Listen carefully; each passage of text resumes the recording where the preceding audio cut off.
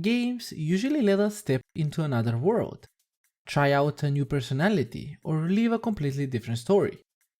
Some games though are all about competitiveness, striving to be the best, racing against the clock or beating others. And there are games that just let you chill and relax, the cozy game genre. While most games grab your attention with fast-paced events and constant goals, cozy games do the opposite. They leave the pace up to you, letting you explore, create and play at your own tempo.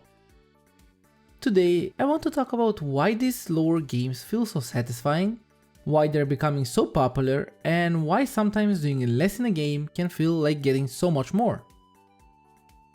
Everyone has their own taste in games, and most games are fast, urgent, filled with progress bars, quests, bosses and timers.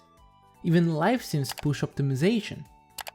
And that's fine. It's good to have a huge variety of games to choose from, like tower defenses, RPGs, like graphic novels and more.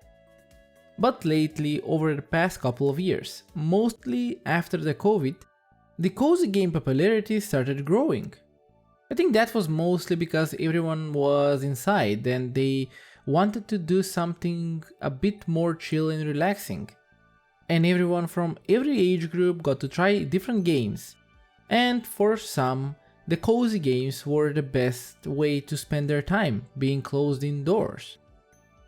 I think for some, the fast pace, the PvP, and adventure that follows in some games like World of Warcraft or The Elder Scrolls or even Counter-Strike is the thing that they want. And for others, the cozy games like Harvest Moon, Stardew Valley, or even Animal Crossing. When COVID struck, Animal Crossing was by far the most played game on the Switch. And a lot of people enjoyed it because they were closed indoors, they wanted to experience something more. And the best part is that they could play with friends, in a chill and relaxed manner. But what draws people towards the cozy games mostly? And I think it's the slow factor. Basically in cozy games you can just slow down. You don't have to rush anything, you just can take your time and enjoy the game as it is. While in fast-paced games, you always are on the rush, like in real life. For Stardew Valley, for example, you can water your plants whenever you want, you can tend to your animals whenever you want, and the seasons change with time. And there's another game like that, Spiritfarer. You care for others. You reflect on your experience with them, and you learn to let go as well. And you can do all of that taking your time however you like. You don't have to rush anything. For the most part, the main thing is your presence. Basically, you just exist at that moment in the game, you make your memories there, and you don't have to do anything else. Which is quite rare in real life. The world we live in pushes us towards speed and productivity.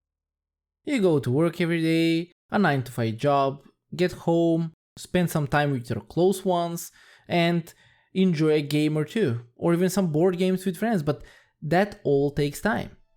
And I think that's the main factor for everything. The cozy games for the most part offer a gentle repetition. The days repeat, but you can play them out however you want. I give Stardew Valley as my main example, which is the game that I've spent most of my time in, but I'm also a fan of first-person shooters like Counter-Strike, and I also play Age of Empires and World of Warcraft. But after some time I always go back to some Stardew Valley, to just enjoy quietly and relax while playing. The music in the game is also really therapeutic. There is no adrenaline going on, except maybe when you find a prismatic shard or something. But for the most part, you just spend your time in the game, and nothing more. You don't have to do anything more. And I think that's why the cozy game genre has popped off a lot recently. Everyone wants to escape the everyday life, for some with a more adventurous games, but for some with a more chill and relaxing ones. And these slow moments give us space to think and to relax while we're playing the game and we can reconnect with ourselves, and when we're playing with others, we can reconnect with them as well. It turns out that some people don't need a constant reward like level up screens to feel that they have accomplished something. For them, playing games like Stardew Valley gives them the accomplishment they need over time. Seeing how the farm grows, getting more and more crops each season, and more. That slow progress really helps in making you feel that you have accomplished something, that you have changed something in the game. And that's why games like this teach you patience, mindfulness, and noticing the small moments, which really can be just as powerful as the big ones. These games are usually played for relaxing, so you can restore your energy after a long day at work, and not get distracted or get triggered by some moments like in FPS games, for example Counter-Strike. But, as always, it's mostly due to the nature of the player. There are some days that you would want a challenge, and some where you would want to just relax and farm. And that's why I think that cozy games lately have been on the rise. More and more are coming out, some good and some bad. But that's a topic for a different video for sure. Overall, the rise of cozy games is a really great thing. It helps people relax in their free time and change up their playstyle. For me, I really love a combination of both. I love playing competitive games like Counter-Strike, Age of Empires, and some more chill and relaxing ones, Stardew Valley, Fields of Mystria, Dinkum as well. I don't know, but something about that playstyle really helps me recharge at some periods of time. Whenever I feel like I'm stressed and like quite not myself, I usually go for the cozy and relaxing games. And when I want to explore and want to feel like a bit of like a challenge, I just go for the FPS and other games as well. That really balances my game style with my real life. After work, sometimes I can feel tired and sometimes I feel energized. But all in all, it depends on the day and on me which type of game I'm gonna play. I started my journey with the cozy games starting from the Harvest Moon series. Harvest Moon, Friends of Mineral Town. That was the first game that I've played, and to be honest, I still remember it to this day. And Pokemon Emerald, even if you can call that, but that one has a bit more competitive to it, so it's not that cozy. Harvest Moon, for example, I still remember the music from the winter season. I don't know why, but it was so memorable. And all of the things that Stardew Valley has were taken from that game as an inspiration, and I love it. I just miss the horse races. That was really interesting though, for real. That way I think our horse in Stardew Valley would also have a use instead of always getting blocked by the fences around the town. Like, come on, the horse is visibly large enough to pass, but it's blocked.